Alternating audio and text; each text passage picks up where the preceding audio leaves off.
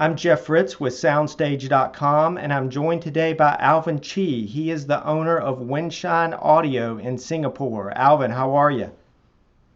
Hi, Jeffrey. I'm fine. It's good to see you here.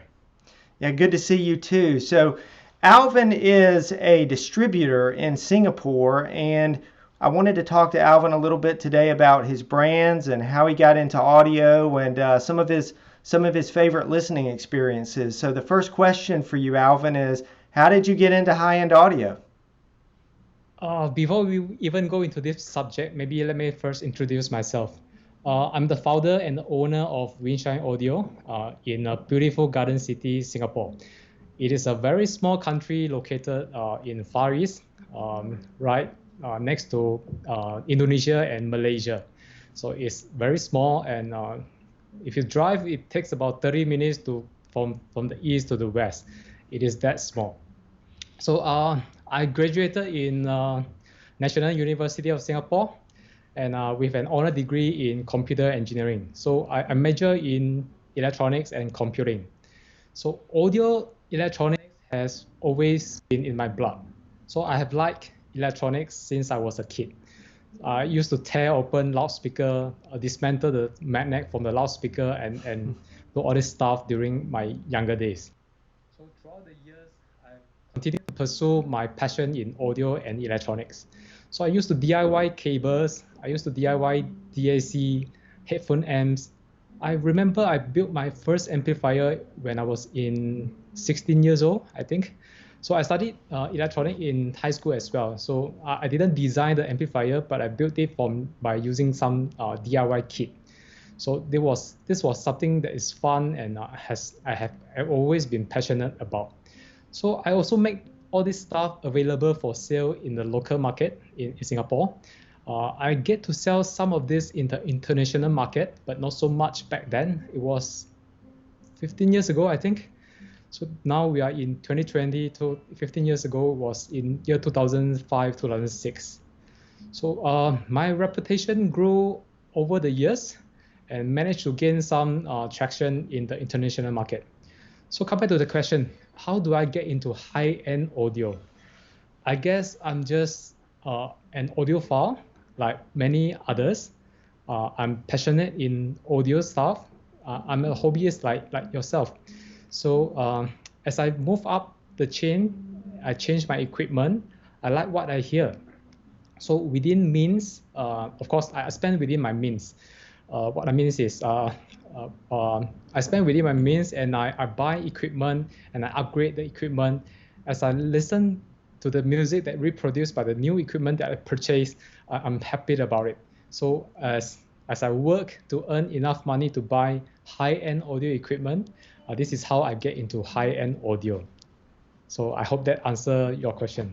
It does. And my next question, you're my first Soundstage Talks guest from Singapore, and I'd like to know how is the high-end audio scene in Singapore? I've heard good things about it, but I really don't know any firsthand. Don't have any firsthand experience. So can you tell us about how high-end audio in Singapore? How's it going? Uh, it is sad to say this, but I think high-end audio is a shrinking market in the worldwide. So Singapore has no exception. In the past, before the economic crisis in year 2009 or 2008, the market was still good in a sense that people are still spending money to buy high-end audio equipment from the popular mall Adelphi in Singapore. This is where all the high-end equipment retailer are located. So, but as down the road, I've seen a couple of economic recession in year 2008, year 2015. The market is sadly shrinking. So people are not spending, or rather, people are simplifying their equipment rather than going for very high-end system. Of course, I'm not saying there's no high-end audiophile in Singapore. There is. Even today, there are high-end audiophile in the market, but majority of the youngster in my age are not into high-end audio anymore. Sad to say this, my classmates in the school, none of them play high-end audio. None of them play or rather into audio. I'm the only one in the cohort. But there are still high-end audiophile because Singapore has a lot of expatriate from all over the country. So the high-end audio is still quite active in a sense, but there's a gap in between the high-end and the mid-end and also the low-end. So we call this in Singapore, we have high-fi, low-fi, or mid-fi. So most of the people are either in the mid-fi or low-fi sector nowadays. So that's the majority pool of the people in Singapore. So we have seen a lot of high-end shop closes and get out of business. It is sad, but I hope the younger generation can pick up this hobby in one way or another. I mean, this is a healthy hobby, in my opinion. This just keep us going. Yeah. So I know that your brands, one of the way that we kind of hooked up, just for the viewers, hooked up with Alvin and Vinshine Audio, is some of his brands are very high value brands, and you mentioned mid-fi, and in my opinion those lines are kind of gray. It's not really a $2,000 integrated amplifier. I would not call that a mid-fi product. That can very much be a high-end product to me. And so some of your products that we are getting some experience with, they're not really expensive brands, but the products look to be exceptional. Can you tell us a little bit about the brands that you represent, and do you feel like they offer higher value if people aren't buying super expensive equipment? Exactly. So I myself believe in high price and performance ratio audio equipment. So with my skills and knowledge that I acquire in a school, as well as the experiences that I have in high-end audio. So what I do is I'll shortlist the potential audio manufacturer from China. I'll visit their factory to check out how they manufacture their products. One of the key point that I do when I do this check is that I'll always look at what are the test equipment they use to test their product. So we know in the market, audio precision sound analyzer is one of the top analyzer in the world. So all the brands that I carry now has this not one but a couple of audio precision analyzer in their factory to test the product. This is not the only point that I test. So I will also get their products to test in my office, in my showroom for at least 6 months before I decide whether should I market the product or not. So those are products that passes our stringent tests and requirement will be marketed into the world market through us. So we represent this manufacturer to the world market. So we are the face to the market for them. So to date, we are the global distributor for the following brands. The first one is pretty popular, Dina Frips from Guangzhou, China. The second one is Jace Audio. They are pretty good in making a CD player, CD transport. Third one is the Kinki Studio, where SoundStage Hi-Fi will be reviewing in the near future. They are making integrated amplifier at $2,000 mark. It is not very expensive, but the build quality and the sound quality, in my opinion, is really wonderful. So this has always been my belief. So I do not believe in very high end does mean high price tag. So the product that I represent has the same philosophy. So it is not very expensive, but the performance is really good. Yeah. And I think that I agree completely. I think that you're exactly right. The price to performance ratio, regardless of the price of the product, the price to performance ratio should be very high. And you mentioned the Kinki Studio integrated amplifier that we now have in for review, and it's a beautiful piece of equipment. It's pretty amazing that something that appears, I haven't seen one in person, but that appears to have really outstanding build quality and good technology built in can be offered for that price. How long have you represented that company? That why that brings us back to 10 years back.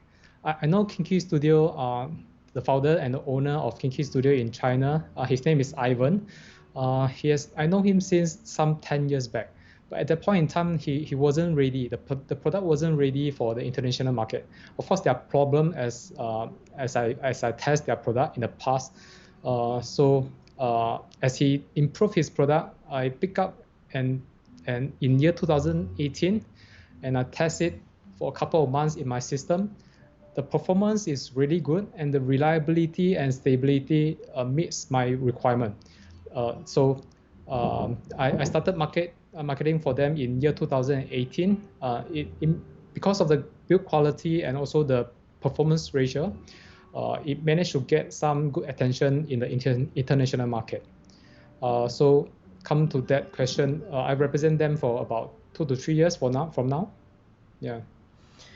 So the last question that I have for you for today, Alvin, I noticed that you bought a new pair of loudspeakers recently for yourself, and it's a pair of Magico A3s, which of course we're very familiar with that brand and SoundStage. All of our writers, including me personally, although I haven't heard the A3, that particular model. What can you tell us about your first week with a pair of Magico A3s? What has the listening experience been like? So as you can see from my YouTube video, I posted the unboxing of the Magico A3 because I got so excited that this pair of loudspeaker just arrived last week. So I took the opportunity to take a video, and I did a couple of videos and uploaded to my YouTube channel. Before we even jump into Magico A3, so let's give you some background of my music preference. So I used to own many pairs of loudspeaker throughout my audio journey. Although I'm not very old, but I own a couple of loudspeakers throughout this journey. The well-known one are the Harbor P3 ESR, the Harbor SHL5 Plus, ATC from UK, the SCM19, and the SCM50 Passive. Also a couple of loudspeakers from open buffer design from Spatial Audio, and also Pure Audio Project. So I like all these loudspeakers, but it doesn't give me the kind of sound that I'm looking for. So I have heard Magico S5 Mark II in a couple of occasions, and I thought I should give it a try in my system. So I decided to contact Peter from Magico. He's a very nice guy. I think he's a VP of Magico. So we chatted, and he thought I would just go ahead to buy the pair of Magico A3 from them. So the pair took about 2 weeks to arrive, and it has been set up in my system back there. And I have been listening to it, even though Peter told me that it need to take about 300 hours to burning. But the first couple of serious listening is already sounding wonderful. I have a very serious listening session. It was jaw dropping. I mean, no, my jaw didn't drop on the floor, but it was kept opening. I played some very complex rock music from Linkin Park, from Guns N' Roses, and Dire Straits. The amount of details, the sound stage, both width and the height, and the chest rumbling bass from this pair of loudspeaker is just awesome. I mean, how can this pair of loudspeaker, an entry series of Magico, can sound that good? So I was surprised to receive an email from Peter to ask me how is the speaker sounds like. So I suppose that was a follow-up email. I immediately asked him the next question: can I upgrade or buy another pair of Magico from him? It is that good. Seriously, I still have the ATC SCM50 in my home. I have a listening room at my home. I think the Magico A3 and the SCM50 they are really good. They can compete with each other in terms of sound quality, in terms of details. So it is really the kind of I dare to say that this is the best sound that I ever heard in my system. So it is really good. Spoken like a true audiophile. You've owned the product for a week and you're already thinking about upgrading to the next model up. You're a man after my own heart, Alvin. Correct. Yes, that is the problem of audiophile. you're always wondering, is there something better? Could you get something better out from your system? The upgrading bug is just can't stop. But I truly enjoy this journey. This is something that we like. I think most audiophiles like this, and this is something that keep us thrilled and cheer us up. I agree. Well, Alvin, thank you so much for joining us today and sharing, a really just a great story of your audiophile journey, and congrats on the new loudspeakers as well. And hopefully we'll be in touch on future products that you represent as well. Sure. Thank you, Jeffrey. Have a good day. Have a good day to you too.